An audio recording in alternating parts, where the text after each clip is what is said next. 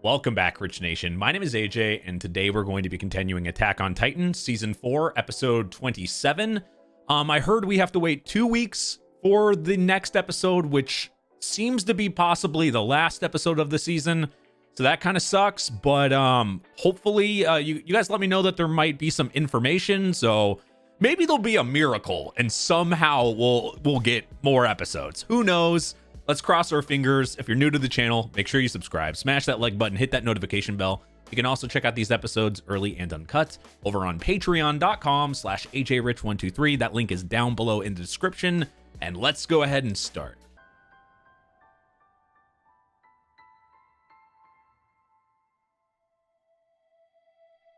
You got to make it worse by doing it in slow motion. Probably can't just stand around though, unfortunately, even though that was pretty big. They don't have that type of time.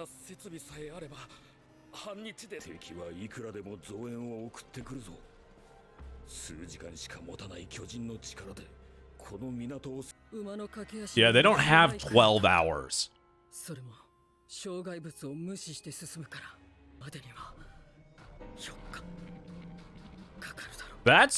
That's a lot faster than I thought.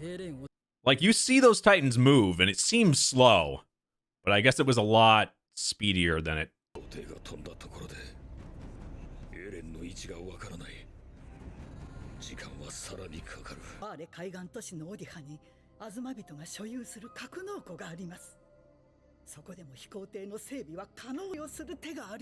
It's funny, you would think that would take a long time.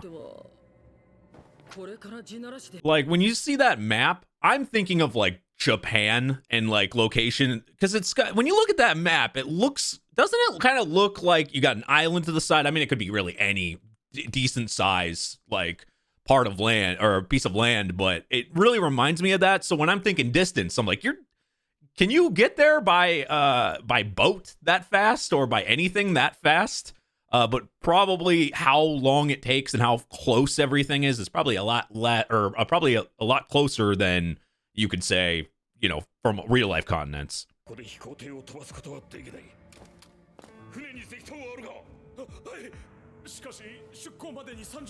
Everything takes time. Everything has to go perfectly for this to work. The Titans can only fight for so long. Them in the Titan form, and the only one we know that can go a really long time is the Cart Titan. Of course, their targets, you know, their target number one.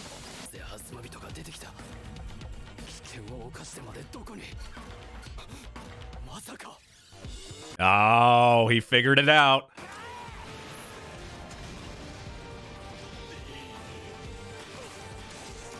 Even though these are the Jaegerists and they're the opposite side, I still kind of feel bad because it's all, I don't know, we saw people from season 1 die, and we see like everybody we kind of got to know, even if some of these guys are, we don't know by name.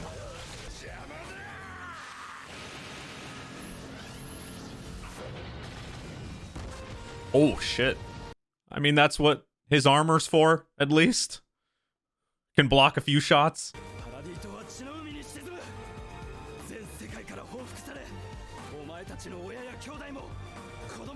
You know what really another thing that really sucks that I keep thinking about, like, if especially the last thing Flock just said right there, it also makes you think, like, if you flip the sides and we're flipping back, you know, to the Jaegerists, you think they are kind of fighting for something, and if you look at it the other way, Flock is like the last hero, which is really weird to think about.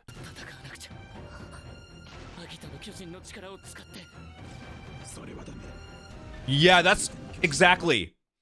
He can't. His first transformation is not going to go the way he wants it, because he won't know how to control it.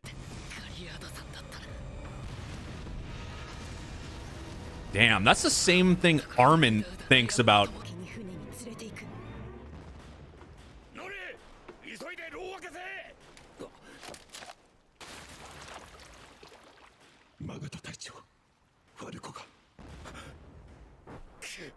Wait, so Falco ended up transforming anyway?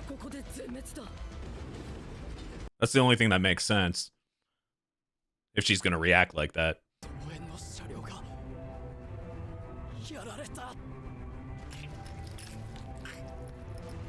He's trying to make himself.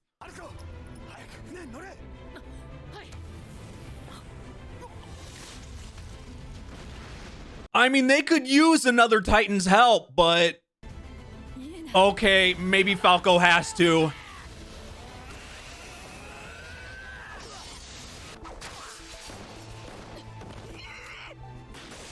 Oh, goddamn.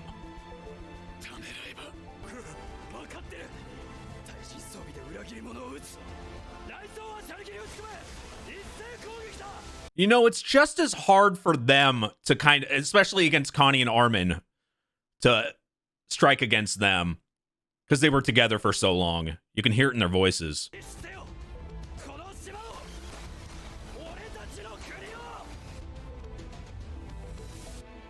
Yup, he's doing it.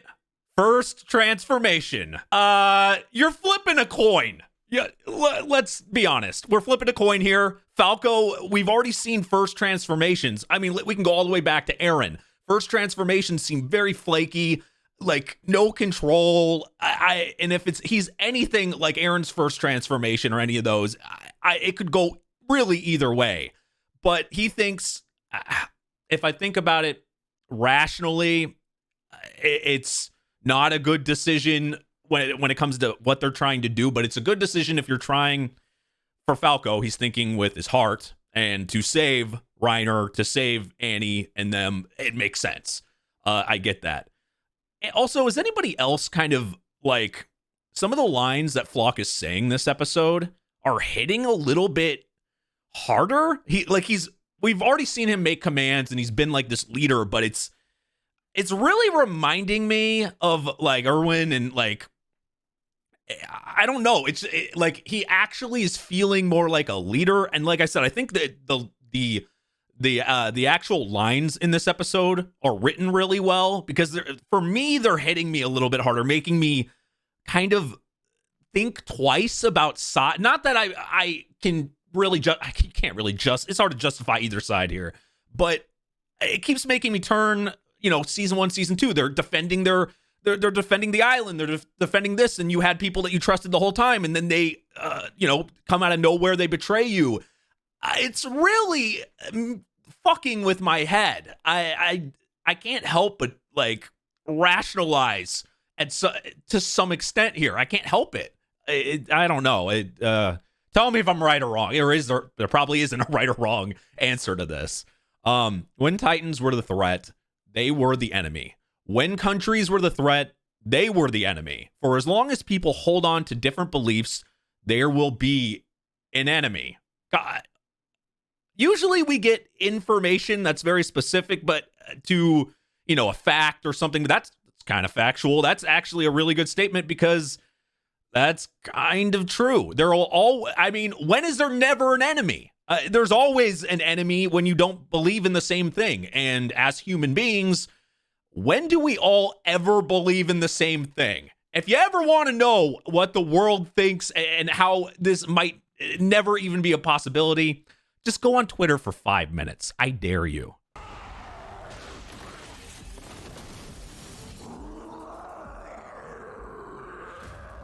Kind of a cool design. Different looking jaw. I mean, everybody's going to look a little different, but I like the Falco design. He's going for it all. Oh, goddamn! He has no powers, nothing, and he did that himself. I can't... He gave his heart. Though I don't think he's dead, but... Oh, Jesus. Now we're showing heads flying.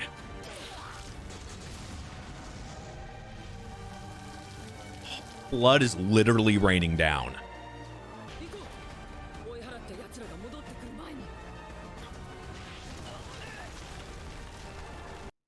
kind of got like a, it's like beak-like.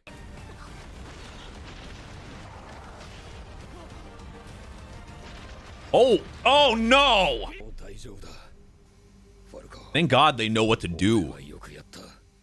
I mean, he's been training everybody. Of course he would be knowledgeable in this. He's trained all the warriors. They had to see all their first transformations, all the former warriors, so they knew what to expect. That definitely helped. The question is, where's Flock? I mean, he fell in the water, but I just don't want to think the guy's dead. I don't think he'd die like that. Oh, shit. Oh, hey! Look who's here. Oh, he doesn't know he's not an enemy. Oh, shit, he did it. Keith did it himself. Motherfucking Keith.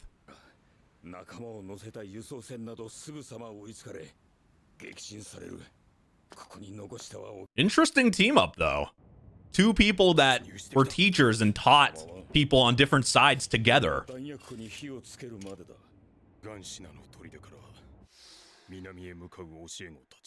Oh, that's who was in the window. He's not a bystander anymore.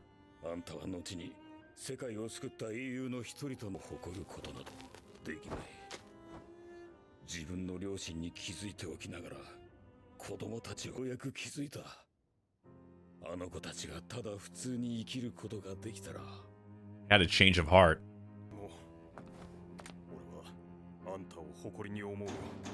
A little bit of worry here.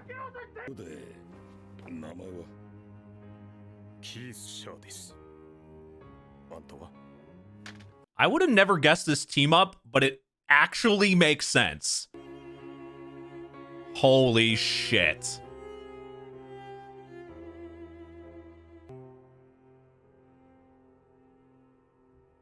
Sacrifices are gonna happen.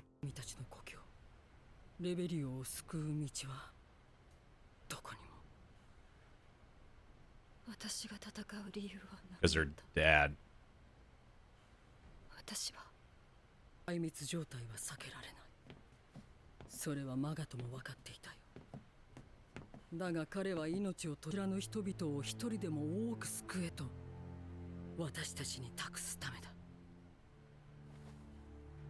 That's huge.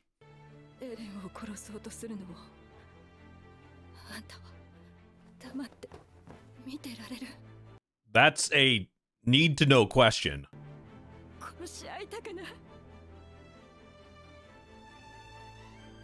It's funny, right before the boat was blowing up and everything there, it didn't really hit me until it was happening that, I mean, I realized they were putting themselves in danger, but it kind of, once it started blowing up, it was like, oh yeah, they're sacrificing themselves. And it really, a part of me kind of hopes, because you know when a death is not on screen, I have a very hard time like in any show, assuming they're dead just because you don't see it on screen. But this Flock, I don't think is dead. It doesn't, even though he did like the ultimate move there to try to, blow up the ship and everything. I don't know.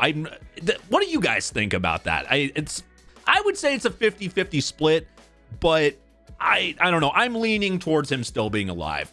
Now, if they kill Keith off, like if he really is dead and it's processing in my head a little bit, he might be, which is, even though both of them, Magath and him, they were very similar in the sense of what they did and like a change of heart and how they thought. You have to give them that. I mean, Commander Magath had no reason to help so many people he didn't even know, and he still did it. I was saying that he had amazing character development from when we first met him. Keith especially too. He's no longer a bystander. He destroyed the reinforcements. He did so much shit himself because he saw Annie and he saw the people that he taught, because something that he was so surprised it hit his heart. It made him do something. It brought it brought the youth back to him. It was kind of amazing. But God damn it, Keith is probably dead, and I'm like, in the back of my head, I'm hoping not, because he's been like such a good character. But now he probably is dead. That really sucks. I mean, both of them, that really sucks, but I guess I was like, I don't know, I just really like this character. I feel bad about that, but I'll probably take a bit to process that. But like I said, off-screen deaths, I try not to assume they're dead, but it's just that one, the whole thing exploded and they were underneath. That would be shocking if they were alive. Sucks we have to wait 2 weeks.